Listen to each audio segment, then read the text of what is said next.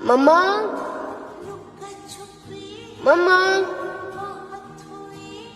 मम्मा, मैं आपको बहुत याद करता हूँ। रोज आपकी फोटो देखता हूँ और रोज रोता हूँ।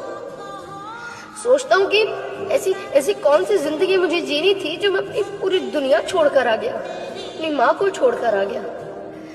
लेकिन माँ, घबराना नहीं माँ। एक बार मैं अपने पैरों पर खड़ा हो जाऊं, एक बार तेरे सपने पूरे करने के काबिल हो जाऊं, मैं अपनी दुनिया के पास लौट आऊंगा। मैं तेरे पास लौट आऊंगा माँ। मैंने खुद से वादा